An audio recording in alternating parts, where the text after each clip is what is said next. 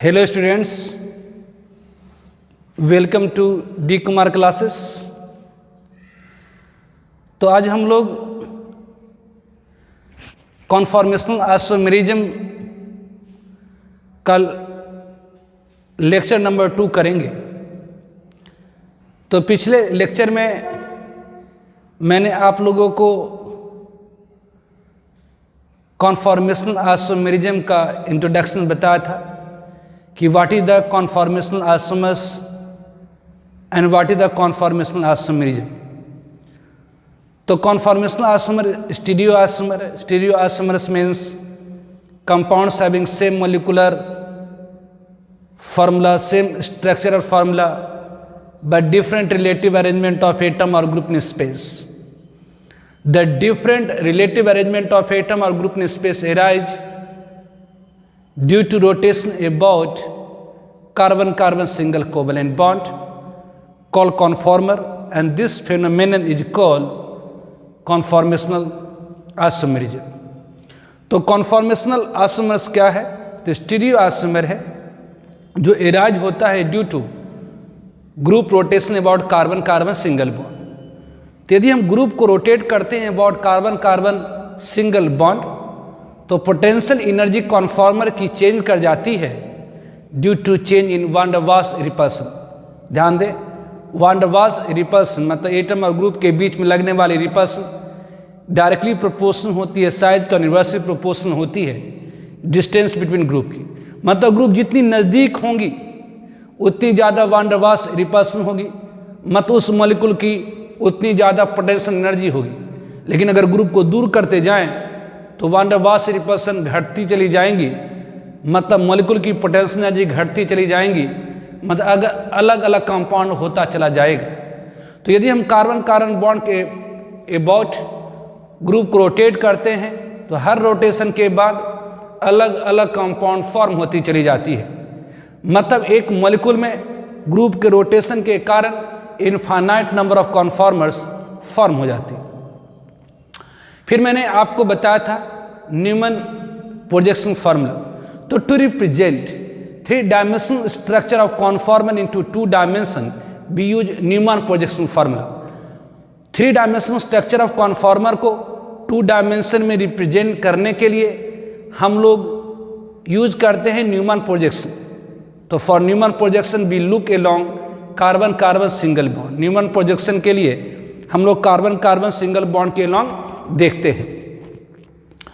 तो basic front carbon को represent करा जाता है एक पॉइंट से जहां पर 3 बॉन्ड एक दूसरे को इंटरसेक्ट करती हैं, और रियर कार्बन को रिप्रेजेंट किया जाता है एक सर्किल से जहां से 3 बॉन्ड इमनेट होती हैं।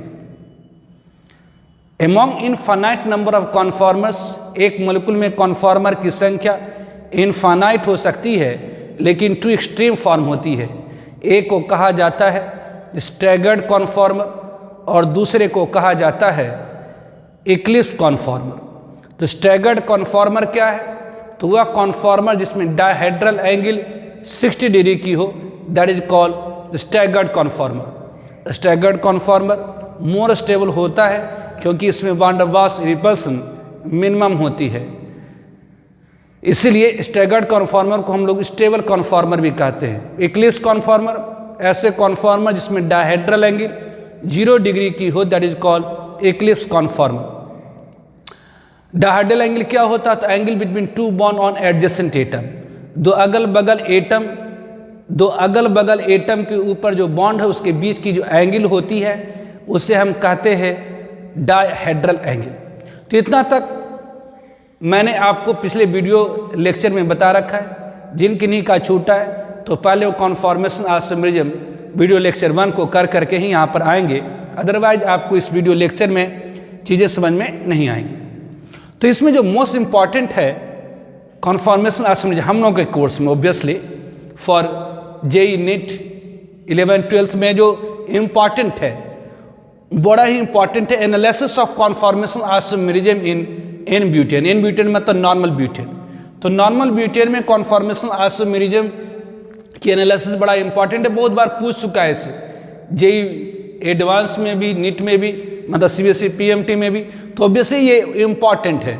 तो Analysis of conformation isomerism in N-butane. तो for symmetrical conformers of normal butane we look along C2 C3 bond.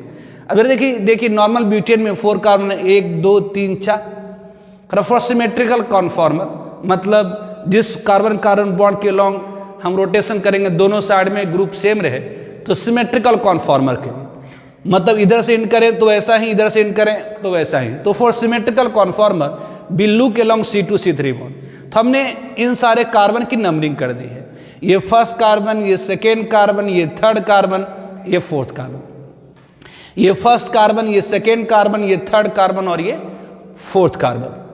तो ऑब्वियसली ये आपकी फर्स्ट कार्बन है, ये आपकी सेकेंड कार्बन है, ये आपकी थर्ड कार्बन है, ये आपकी फर्स्ट कार्बन है, ये आपकी क्या है तो फर्स्ट कार्बन है, ये आपकी फर्स्ट कार्बन, ये आपकी क्या है तो फर्स्ट कार्बन है, ये आपकी सेकेंड, ये फर्स्ट कार्बन इसे करें, इसे अब सेकेंड कार्बन करें, इसे अपन थर्ड कार्बन करें और इसे अपन क्या करें तो फोर्थ कार्बन करें. अगर हम इसे इधर से देखें, it is the viewer observer, ये आपका ऑब्जर्वर है. तो इधर से अगर हम लोग देखें तो ये फ्रंट कार्बन, ये रियर कार्बन. तो फ्रंट कार्बन पर ये second carbon, front carbon, second carbon the front carbon. तो फ्रंट कार्बन को हम रिप्रेजेंट करते हैं एक पॉइंट से. फ्रंट कार्बन को रिप्रेजेंट करते हैं एक पॉइंट से जहां पर 3 बॉन्ड एक दूसरे को इंटरसेक्ट करिए. तो फ्रंट कार्बन को रिप्रेजेंट करते एक पॉइंट से जहां पर 3 बॉन्ड एक दूसरे को इंटरसेक्ट करते, मतलब ये फ्रंट कार्बन हुई. इस कार्बन पर क्या है तो एक हाइड्रोजन है, ये हाइड्रोजन है, ये CH3 है. ये फ्रंट कार्बन पर एक हाइड्रोजन, ये हाइड्रोजन, ये CH3 है. और रियर कार्बन पर क्या है तो ये आपकी रियर कार्बन है. रियर कार्बन पर क्या है तो रियर कार्बन पर आपकी क्या है तो एक CH3 है, ये आपकी ऑब्वियसली CH3 है और 2 हाइड्रोजन है. तो ऑब्वियसली जैसा कि न्यूमैन प्रोजेक्शन फार्मूला आपको मैंने ड्रॉ करने के लिए बोला था कि for Newman projection formula we look along carbon carbon single bond. तो ऑब्वियसली ये है, आप जानते हैं कार्बन जो sp3 हाइब्रिड होती है उसकी बॉन्ड एंगल 190 डिग्री होती है, मतलब इस तरह से है. ये मतलब यहाँ पर ये है आपका. तो ऑब्वियसली अगर इस तरह से है, इस तरह से अगर आपका है, इस तरह से आपका अगर है तो ये आपकी फ्रंट कार्बन होगी, इस पर एक हाइड्रोजन, एक हाइड्रोजन, एक CH3 है. उस तरह से एक रियर कार्बन है, उसके ऊपर एक CH3 है, हाइड्रोजन हाइड्रोजन है. तो ये अगर इसका प्रोजेक्शन लेके इसका अगर प्रतिबिंब लें इस तरह से आती है. ऑब्वियसली यहाँ पर ये आपकी ये CH3 आपकी क्या है, ये आपकी फ्रंट कार्बन जो आपकी सेकेंड कार्बन होगी और ये सर्किल मतलब ये पॉइंट आपकी सेकेंड कार्बन हो गई और ये सर्किल आपकी थर्ड कार्बन हो गई. पॉइंट आपकी सेकेंड कार्बन, सर्किल आपकी थर्ड कार्बन, ये आपकी फर्स्ट कार्बन, ये आपकी फोर्थ कार्बन. तो ऑब्वियसली ये इसकी प्रोजेक्शन हो गई. अब यहाँ पर यदि हम लोग थर्ड कार्बन को पकड़ लीजिए और सेकेंड कार्बन को घुमाइए, कितना से तो 60 डिग्री क्लॉकवाइज. तो यदि हम सेकेंड कार्बन को 60 डिग्री क्लॉकवाइज घुमाते हैं, यदि अपन सेकेंड कार्बन को 60 डिग्री क्लॉकवाइज घुमाएं तो अगर इसको आप घुमाना शुरू करेंगे 60 डिग्री तो ये CH3 इस हाइड्रोजन के ऊपर आ जाएंगे, मतलब ये CH3 ये हाइड्रोजन को ओवरलैप करेगा, ये हाइड्रोजन इस CH3 को ओवरलैप करेगा और ये हाइड्रोजन इस हाइड्रोजन को ओवरलैप करेगा, मतलब ये स्ट्रक्चर आ गया. मतलब ये CH3 को ये हाइड्रोजन ओवरलैप कर रहा, ये हाइड्रोजन इस हाइड्रोजन को ओवरलैप कर रहा, ये CH3 इस हाइड्रोजन को ओवरलैप कर रहा. फिर यदि ये आपकी सेकेंड कार्बन है, ये आपकी पॉइंट आपकी सेकेंड कार्बन हो गई, सर्किल आपकी थर्ड कार्बन हो गई. तो यदि आप सेकेंड कार्बन को 60 डिग्री क्लॉकवाइज अगर आप घुमाएंगे तो ये हाइड्रोजन यहाँ पर आ जाएंगे, ये हाइड्रोजन यहाँ पर आ जाएंगे और ये CH3 यहाँ पर आ गए.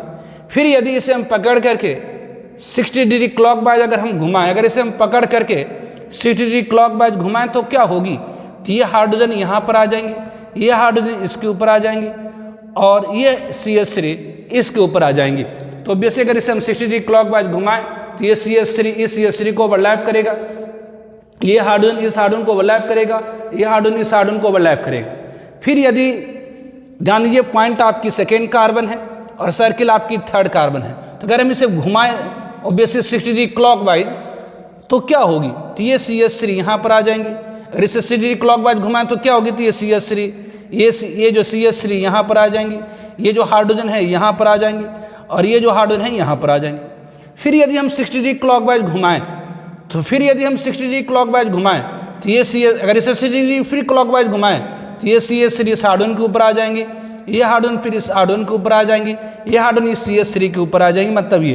फिर यदि हम 60 डिग्री क्लॉकवाइज घुमाएं, फिर यदि हम 60 डिग्री क्लॉकवाइज घुमाएं, अगर हम फिर 60 डिग्री क्लॉकवाइज घुमाएं तो क्या होगी, तो अगर हम फिर 60 डिग्री क्लॉकवाइज घुमाएं तो बेसिक ये हाइड्रोजन यहाँ पर आ जाएंगे, ये हाइड्रोजन यहाँ पर आ जाएंगे, ये सी एस 3 यहाँ पर आ जाएंगे और ये हाइड्रोजन यहाँ पर आ जाएंगे। तो इस तरह से ये 6 स्ट्रीम कॉन्फॉर्म हो रही है। ध्यान दीजिए 60 डिग्री रोटेशन के बाद आपको स्ट्रीम कॉन्फॉर्मर मिलेगी। यहाँ पर डायहेड्रल एंगल 60 डिग्री की, ऑब्वियसली इसके बीच की एंगल 60 डिग्री। तो ये कहलाती है 6 extreme conformers of normal butane. These are the 6 extreme conformers of normal butane. तो ये क्या है, तो 6 स्ट्रीम कॉन्फॉर्मर्स है किसके, तो नॉर्मल ब्यूटेन की। These are the 6 extreme conformers of normal butane.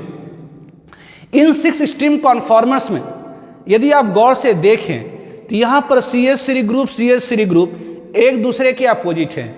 अगर इन सारे 6 extreme conformers of n butane में इस CH3 को आप देखें तो एक दूसरे के अपोजिट है, तो इसे कहा जाता है एंटी फॉर्म। इसे एंटी मतलब अपोजिट, इसे क्या कहा जाता, तो एंटी फॉर्म, इसे कहा जाता एंटी फॉर्म। ऑब्वियसली यदि आप 60 डिग्री क्लॉकवाइज घुमा दिए तो ये CH3 इसे ढक रहा, ये हाइड्रोजन इसे ढक रहा और ये हाइड्रोजन इसे ढक रहा है। मतलब ये CH3 इस हाइड्रोजन को तो ढक लेगा, लेकिन ये हाइड्रोजन इस CH3 को कॉम्प्लीटली नहीं ढकेगा, ये हाइड्रोजन इस हाइड्रोजन को कॉम्प्लीटली ढक लेगा। मतलब कुछ कॉम्प्लीटली ढक रहा, कुछ कॉम्प्लीटली ढक नहीं रहा। इसलिए इस कॉन्फॉर्मर को कहा जाता है पार्शियल इक्लिप्स। पार्शियली मतलब होता है अधूरा, इक्लिप्स मतलब ऑब्वियसली ढक लेना, ये कहलाता पार्शियल इक्लिप्स। तो ये आपका क्या कहलाता, तो पार्शियली इक्लिप्स कॉन्फॉर्मर कहलाता।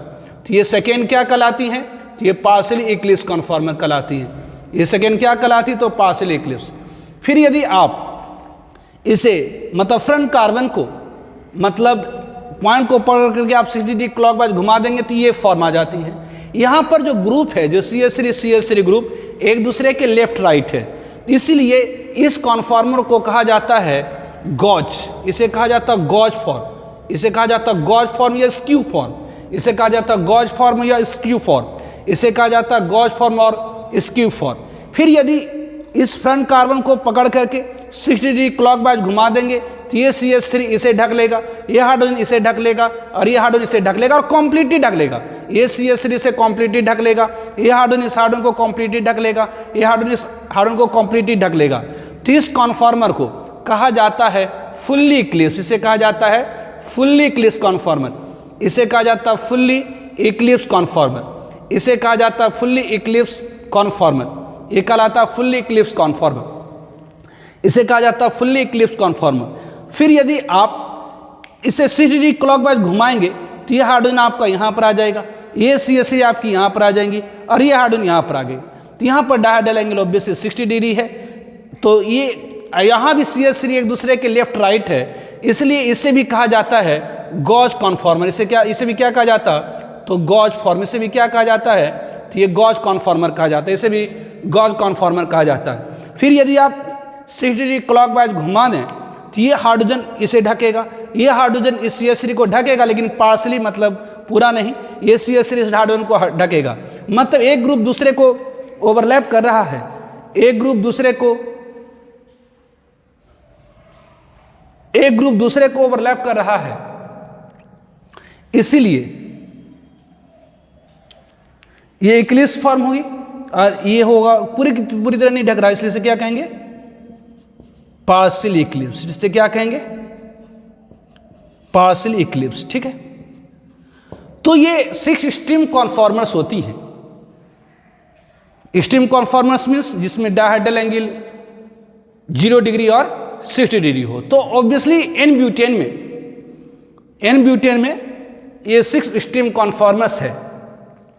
इसमें से स्ट्रीम कॉन्फॉर्मर मतलब वो डायहेड्रल एंगल 60 डिग्री और 0 डिग्री। इसमें से फर्स्ट, थर्ड और फिफ्थ में डायहेड्रल एंगल 60 डिग्री की है, तो इसे हम लोग कहेंगे स्टैगर्ड फॉर्म। इसे हम लोग क्या कहेंगे, स्टैगर्ड फॉर्म। जबकि सेकेंड, फोर्थ एंड सिक्स की डायहेड्रल एंगल 0 डिग्री है, तो इसे हम कहेंगे Eclipse conformer.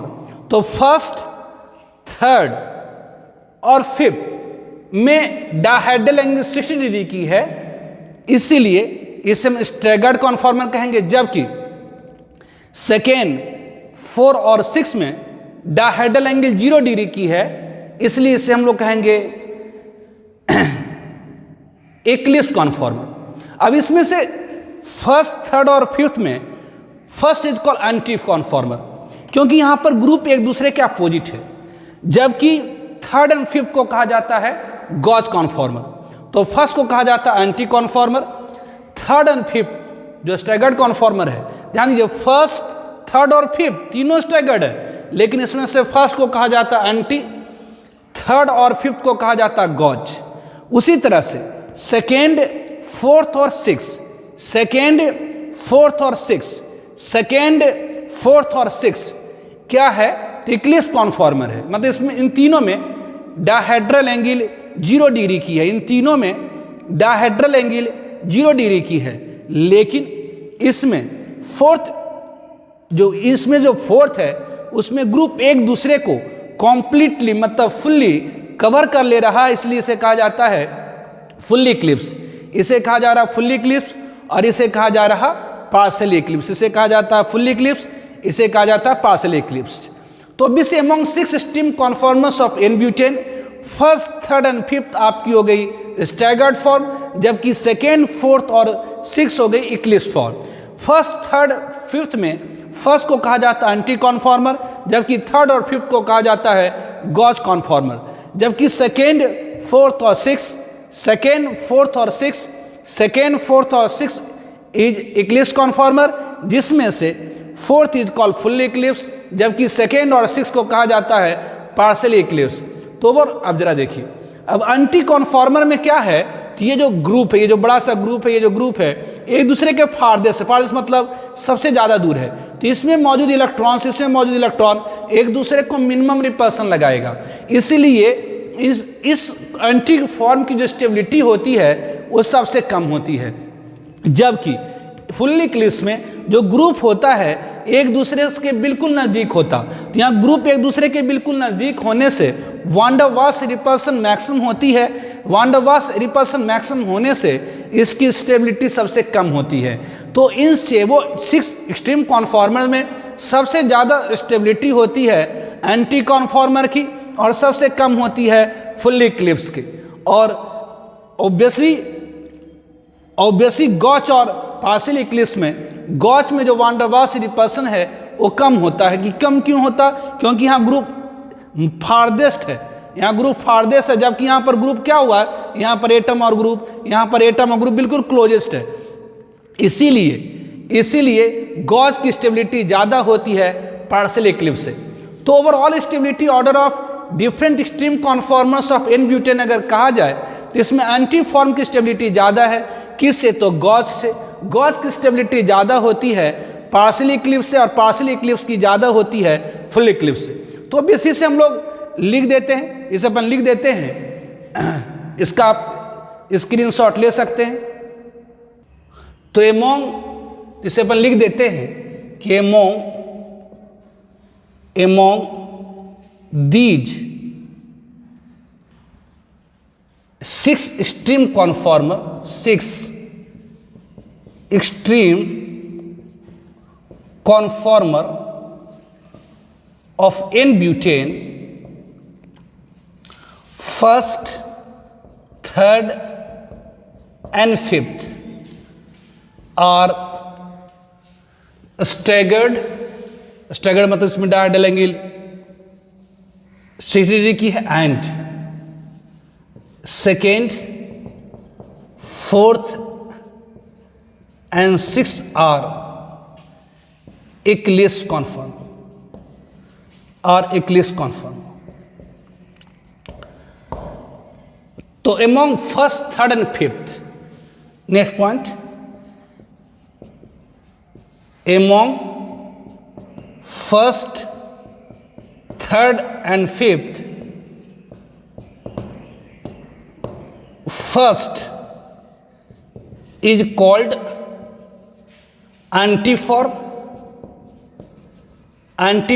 and third and fifth are called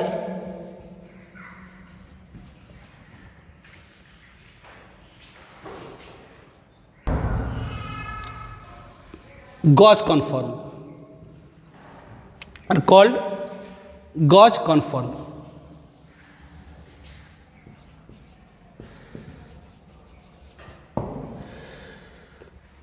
उसी तरह से एमोंग जो स्टेबिलिटी होती है, इसमें जो स्टेबिलिटी होती है of antiform is greater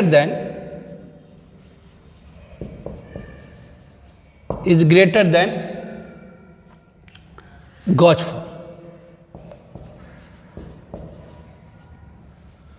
because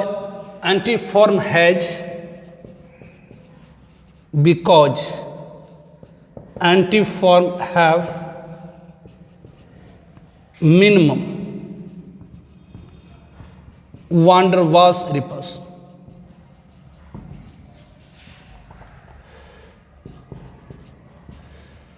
ठीक है, उसी तरह से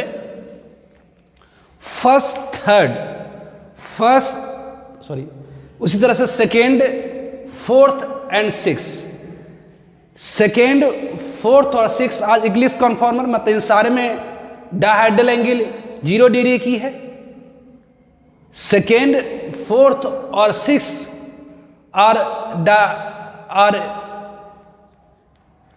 इक्लिप्स कन्फॉर्मर, जिसमें से फोर्थ को कहा जाता है फुल इक्लिप्स एंड सेकेंड और सिक्स को कहा जाता है पार्शियल इक्लिप्स। फुल इक्लिप्स जो होती है वो कम स्टेबल होती है पार्शियल इक्लिप्स से। ऐसा इसलिए क्योंकि फुल इक्लिप्स में वान डर वाल्स रिपल्सन सबसे ज़्यादा है। तो overall stability order of different stream conformers of n butane क्या हो जाएंगे? तो एंटीफॉर्म ज़्यादा स्टेबल होगी गॉज से, गॉज ज़्यादा होगी पार्शियल इक्लिप्स से, ज़्यादा होगी फुल इक्लिप्स से। ठीक है, तो यहाँ पर हम लोग इसे लिख देते हैं, मिटा देता हूँ मैं इसे।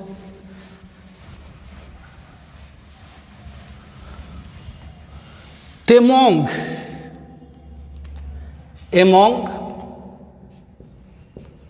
among second, fourth and sixth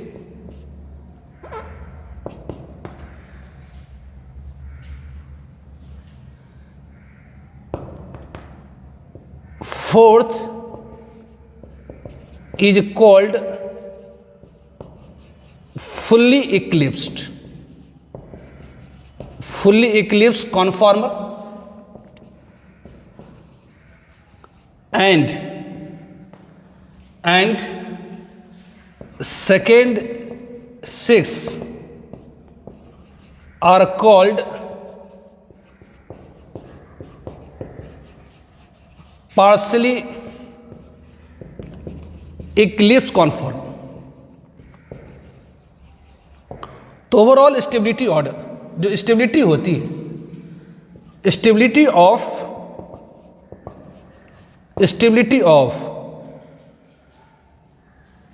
fully eclipsed conformer is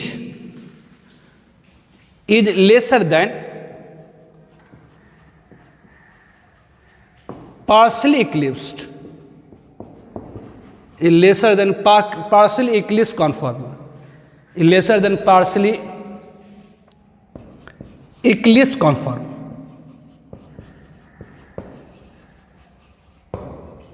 So overall stability order,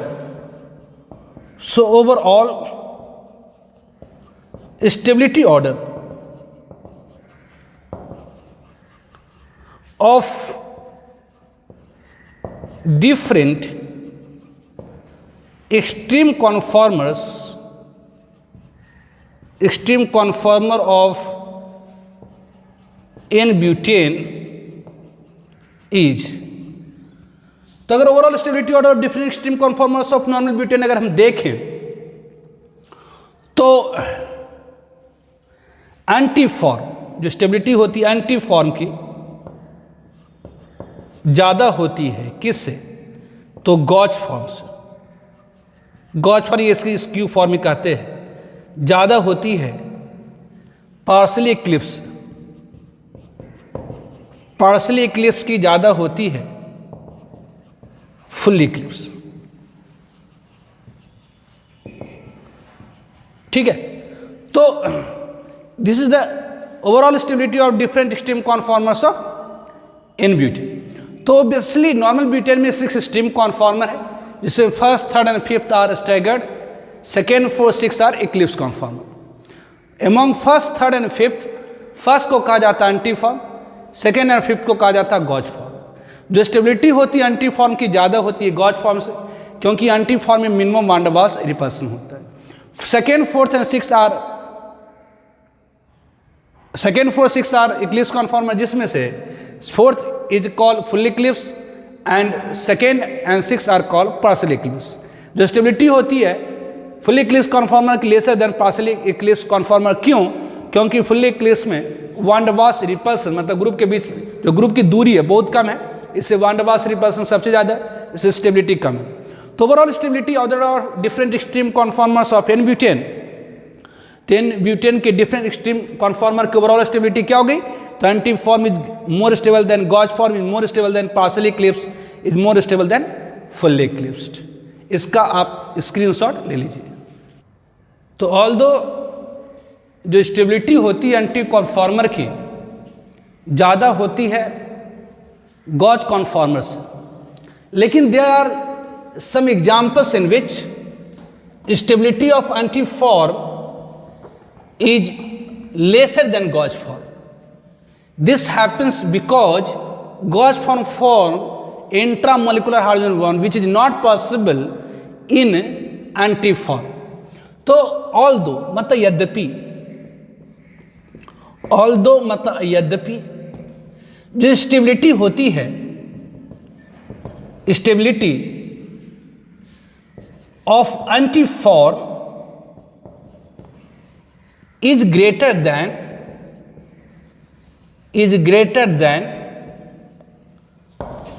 gauge form, is greater than gauge form। यद्यपि जो स्टेबिलिटी होती है एंटी फॉर्म की ग्रेटर होती है गॉज फॉर्म से, बट लेकिन देयर आर सम एग्जाम्पल्स, लेकिन कुछ ऐसे भी उदाहरण हैं, there are some examples in which gauge form is more stable than antiform. This happens due to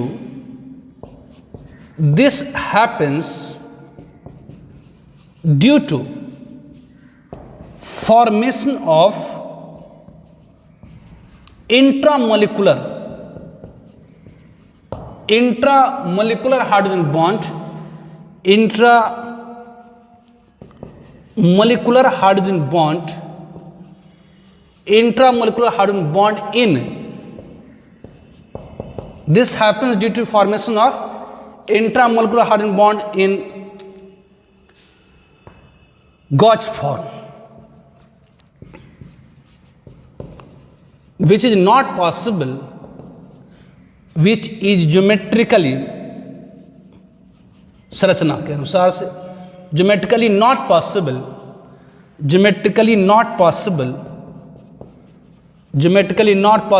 in antiform। यद्यपि स्टेबिलिटी एंटीफॉर्म की ज़्यादा होती है गॉज फॉर्म से, जो स्टेबिलिटी होती है एंटीफॉर्म की ज़्यादा होती है गॉज फॉर्म से, लेकिन कुछ ऐसे भी एग्जाम्पल्स हैं जिसमें गॉज फॉर्म की जो स्टेबिलिटी होती है वो ज़्यादा होती एंटीफॉर्म से। ऐसा इसलिए होता है क्योंकि जो गॉज फॉर्म होता है वो फॉर्म करता है इंट्रामोलिकुलर हाइड्रोजन बॉन्ड, जो कि ज्योमेट्रिकली पॉसिबल नहीं होता एंटीफॉर्म। जैसे ये ध्यान दीजिए, हाइड्रोजन बॉन्ड क्या है? तो electrostatic force of attraction between hydrogen, ऐसी हाइड्रोजन जो डायरेक्टली अटैच हो फ्लोरीन से, ऑक्सीजन से या नाइट्रोजन से।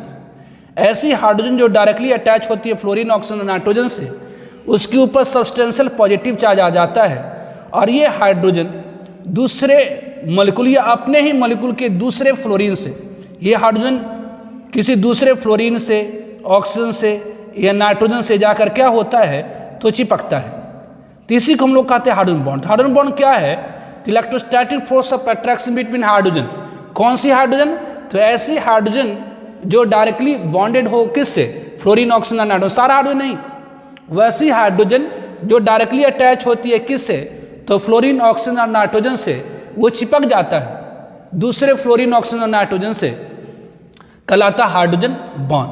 और यदि ये हाइड्रोजन और ये फ्लोरीन दो अलग अलग मॉलिक्यूल का होगा, यदि ये हाइड्रोजन, ये फ्लोरीन, या हाइड्रोजन ऑक्सीजन, मतलब ये हाइड्रोजन इस फ्लोरीन से चिपक सकता है, या हाइड्रोजन इस ऑक्सीजन से, या ये हाइड्रोजन इस नाइट्रोजन से। तो यदि ये दोनों अलग अलग मॉलिक्यूल का हुआ तो उसे हम कहते हैं इंटर मॉलिक्यूलर हाइड्रोजन बॉन्ड। लेकिन अगर ये hydrogen fluorine, hydrogen oxygen, hydrogen nitrogen एक ही मॉलिक्यूल का हुआ तो उसे हम कहते हैं इंट्रा मॉलिक्यूलर हाइड्रोजन बॉन्ड। तो एग्जाम्पल अगर देखते हैं, इसे ग्लाइकोल कहें, इन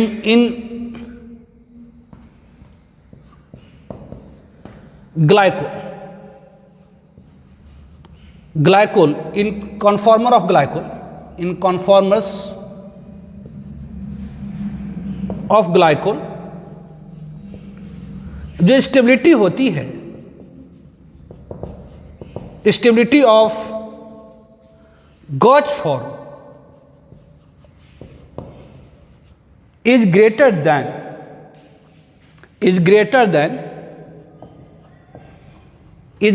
than antiform due to formation of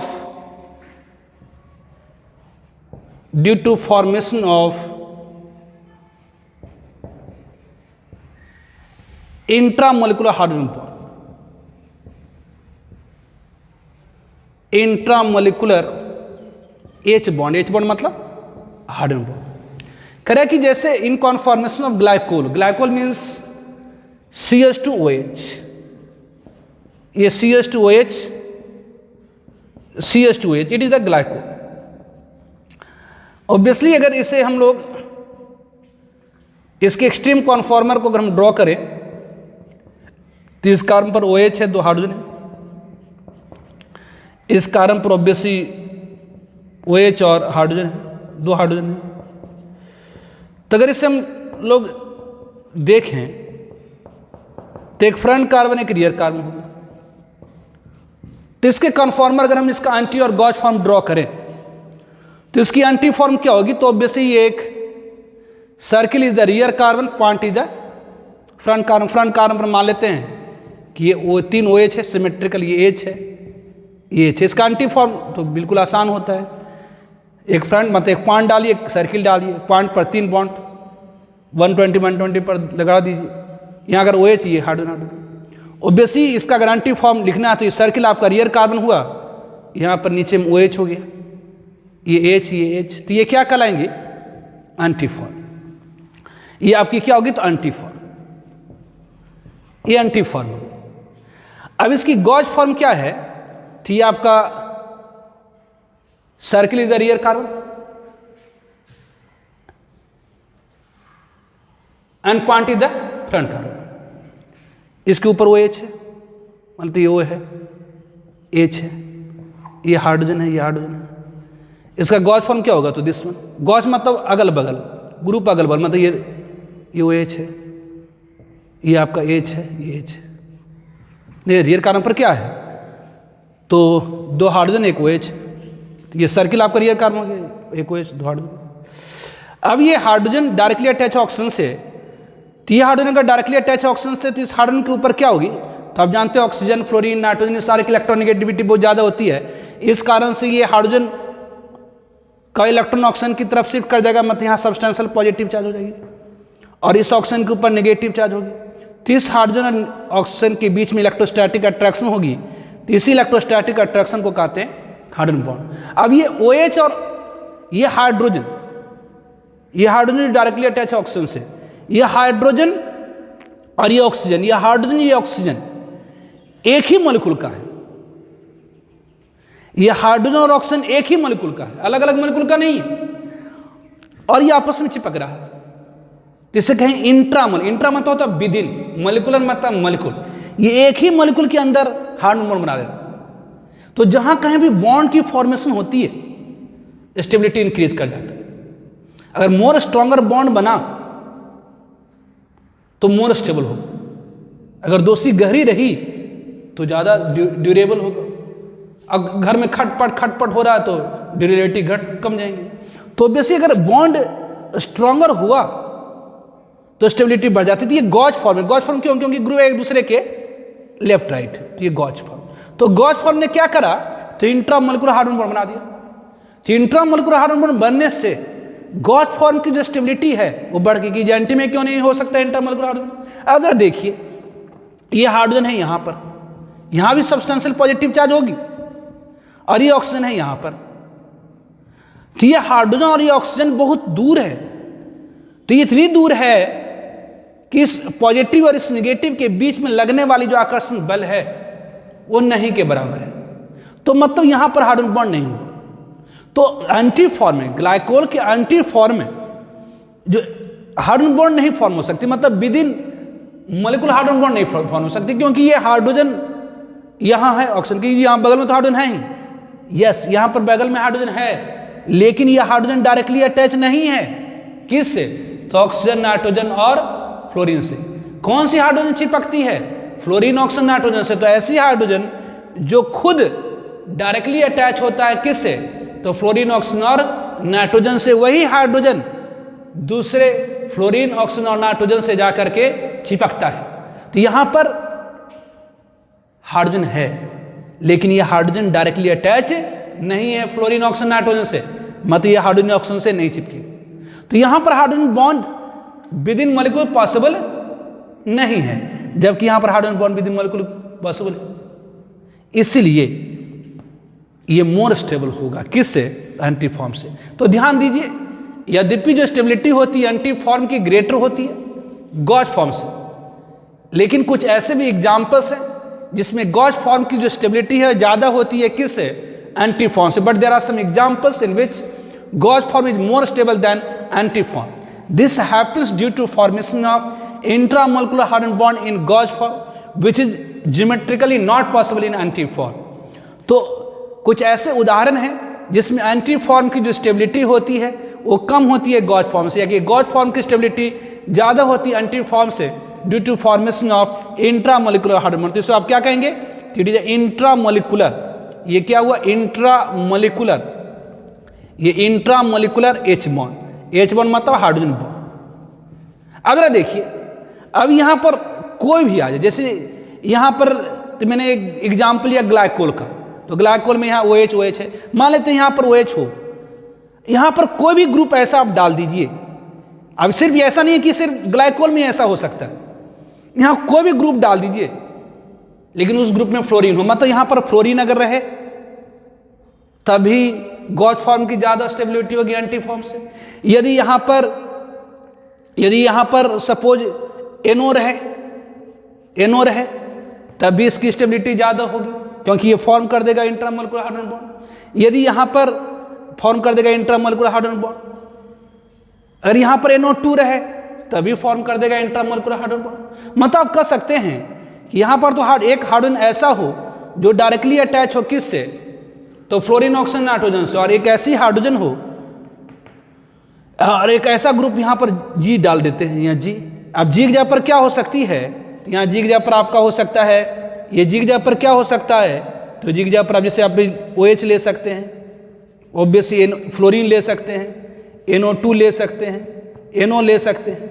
it is तो अगर ये सारा अगर लेंगे तो इस केस में जो गॉस फॉर्म की स्टेबिलिटी होगी वो ज़्यादा होगी किससे, एंटी फॉर्म से। तो obviously in analysis of conformational isomerism in normal butane हमने देखा कि एंटी फॉर्म की स्टेबिलिटी ज़्यादा है गॉस फॉर्म से, लेकिन कुछ एक ऐसे भी एग्जाम्पल्स हैं जिसमें गॉस फॉर्म की स्टेबिलिटी ज़्यादा हो जा रही है किससे, एंटी फॉर्म से, due to formation of intramolecular hydrogen bond. ठीक है, तो एक एग्जाम्पल देखते हैं। IIT 2012 ने पूछा है, the Newman projection for two two dimethyl butane is, two two dimethyl butane की न्यूमन प्रोजेक्शन दी गई है। इसमें एक्स एंड बाई रिस्पेक्टिवली भी, एक्स और बाई इसमें से कौन सी है। तो सोल्यूशन, तो यहां पर क्या है, तो 2,2-डाइमिथाइल ब्यूटेन का ये न्यूमन प्रोजेक्शन फॉर्मूला है। तो हमने न्यूमन प्रोजेक्शन फॉर्मूला में पढ़ा है कि जो पॉइंट होती है वो रिप्रेजेंट करता है फ्रंट कार्बन को और सर्किल रिप्रेजेंट करता है रियर कार्बन। तो एक फ्रंट कार्बन हो जाएगी, एक रियर कार्बन हो जाएगी। अब फ्रंट कार्बन पर क्या है, तो 2 हाइड्रोजन है, बेसिक फ्रंट कार्बन पर क्या है, तो 2 हाइड्रोजन है, और क्या है, तो एक एक्स है। जबकि रियर कार्बन पर क्या है, मतलब सर्किल से क्या है, तो 2 CH3 है, 2 CH3 है। ये सर्किल से, सर्किल एक कार्बन है, CH3 है और एक बाई है। अब बताइए, तो ये एक्चुअली ये मॉलिक्यूल है ना, इसका न्यूमन प्रोजेक्शन फार्मूला है। तो इसमें अगर हम लोग चेक करें ए में कि यदि यहां पर हाइड्रोजन हो, एक्स भी हाइड्रोजन हो और बाई रिस्पेक्टिवली, मतलब क्रमशः एक्स में भी हाइड्रोजन हो, बाई भी हाइड्रोजन हो। तो अगर एक्स हाइड्रोजन हो, ये आपका CH3 है, ये C, ये आपका CH2 हो गया। अगर एक्स आपका हाइड्रोजन हो और बाई आपकी हाइड्रोजन हो, तो ये कौन सी मॉलिक्यूल होगी। तो इसका आईपैक नेम लिखें, IUPAC नेम लिखें, तो ये कौन सी मॉलिक्यूल हो गई, कहेंगे जी 1 2 3। तो इसके अगर IUPAC नेम लिखें तो ये एक्चुअली क्या है, तो ये 2-मिथाइल प्रोपेन है। ये एक्चुअली क्या है, तो 2-मिथाइल प्रोपेन है। जबकि आपका न्यूमन प्रोजेक्शन किसकी दी गई है, तो 2,2-डाइमिथाइल ब्यूटेन की, मतलब ये मैच नहीं करी। उस तरह से बी में आए। अब बी में क्या होगी, तो बी में करा कि अगर एक से जगह पर हाइड्रोजन रख दें और बाई की जगह पर C2H5 रख दें, यहाँ तो ये हाइड्रोजन, यहाँ पर C2H5, मतलब ये आपकी CH3 हो गई, ये C आपकी CH3 हो गई, ये C2H5 मतलब CH2 CH3 हो गई, और ये आपका CH3 हो गई। अब देखिए इसकी अगर IUPAC नेम लिखें तो पहला काम होता है सिलेक्शन ऑफ पेरेंट चेन। तो कौन सी पेरेंट चेन होगी, तो लॉन्गेस्ट कंटिन्यूअस चेन, ये आपकी पेरेंट चेन होगी। यदि इसका नोमेनक्लेचर लिखना है तो ये 1, ये 2, ये 3, ये 4, तो इसका IUPAC नेम हो जाएंगी 2,2-डाइमिथाइल। यहाँ पर देखिए फर्स्ट कार्बन, ये सेकेंड कार्बन, ये थर्ड, ये फोर्थ, तो इसके 2,2-डाइमिथाइल, 2,2-डाइमिथाइल क्या, तो ब्यूटेन, इसकी IUPAC नेम होगी। तो ऑब्वियसली मैच कर गया, मतलब बी मैच कर गया। ध्यान दिए, अब और आगे मोर देन 1 चॉइस है ना, JEE एडवांस का पेपर है, क्वेश्चन है ये, तो JEE एडवांस में मोर देन 1 होता है। ठीक है, तो ये सी में देखिए। अब सी में क्या है, तो सी में करा कि जी एक्स की जगह पर क्या है, एक्स की जगह पर करा C2H5 और बाई की जगह पर H, तो यहाँ पर C2H5 पुट कर दीजिए। तो ये आपकी क्या, तो ये CH3 है, ये C है, ये CH3 है।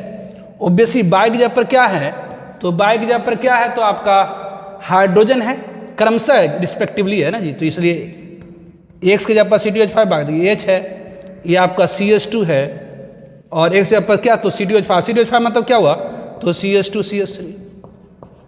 जिसकी IUPAC नेम लिखें तो longest continuous chain parent chain होती है। नंबरिंग इस तरह से करेंगे ताकि साइड चेन को लोएस्ट पोजीशन मिले, तो 1 2 3 4 5। तो इसकी IUPAC नेम क्या होगी, तो 2-मिथाइल पेंटेन होगी, 2-मिथाइल पेंटेन मिली नेम। तो ये क्या हो रही, तो मैच नहीं कर रही है, क्योंकि हमारा जो न्यूमन प्रोजेक्शन दिया गया है 2,2-डाइमिथाइल ब्यूटेन का, तो ये मैच नहीं करा। तो बेसिक ये मैच नहीं करा, सिर्फ बी करा है। अब सी में आ जाइए, सॉरी डी में आ जाइए। डी में आ जाएं तो डी में क्या करेंगे, तो एक्स की जगह पर भी CH3 दिया और बी बाई की जगह पर भी CH3 दिया हुआ, तो यहाँ पुट कर दिए, एक जगह पर CH3, बाई की जगह पर CH3। तो ये क्या हो गई, तो ये CH3, ये C, ये CH3, ये CH3, ऑब्वियसली ये आपकी CH2 और ये आपकी CH3 है, दिस वन। तो ये आपकी क्या है, तो ये आपकी क्या हो गई, दिस, ये आपकी पैरेंट चेन होगी। अब नंबरिंग कहां से करेंगे, तो किसी एक इंड से करेंगे, इस तरह से करेंगे ताकि सबस्टिट्यूएंट को स्टार्ट चेन को लोएस्ट पोजीशन में, तो ये आपकी 1 2 3 4, तो इसकी आईपी की नेम क्या होगी, तो 2,2 डाइमिथाइल 2,2 डाइमिथाइल 2,2 डाइमिथाइल ब्यूटेन हो गई। तो बेसिक ये 2,2 डाइमिथाइल का न्यूमन प्रोजेक्शन दिया गया था, करा कि बताए अगर एक्स की जगह पर और बाई जगह पर ये हो तो कौन सा मैच करा, तो हमने पुट कर करके देखा एक्स एंड बाई जगह पर, तो कौन मैच करा, तो बी और डी, तो B and D is the correct option. तो ये इसमें एक लेक्चर और होगी, इसके बाद हम लोग जनरल ऑर्गेनिक केमिस्ट्री और इनऑर्गेनिक केमिस्ट्री, इनऑर्गेनिक केमिस्ट्री में केमिकल बॉन्डिंग से शुरू करेंगे, ठीक है। तो एक क्लास और रहेगा किसका, तो कॉन्फॉर्मेशन आइसोमेरिज्म का। उसके बाद हम लोग इनऑर्गेनिक और ऑर्गेनिक लेकर के कुछ आगे बढ़ेंगे, फिर आपको मैं फिजिकल का इलेक्ट्रोकेमिस्ट्री और सरफेस केमिस्ट्री का वीडियो अपलोड करेंगे। पहले ऑर्गेनिक थोड़ा और आगे निकालते हैं और इनऑर्गेनिक अब निकालते हैं, ठीक है, क्योंकि इलेक्ट्रोकेमिस्ट्री थोड़ा सा है और सरफेस केमिस्ट्री तुरंत खत्म हो जाना है। तो मैं सोच रहा हूँ कि अब इनऑर्गेनिक और ऑर्गेनिक केमिस्ट्री से अपन शुरू करते हैं। तो आज का वीडियो यहीं पर हम लोग समाप्त करेंगे, है ना। Okay, bye.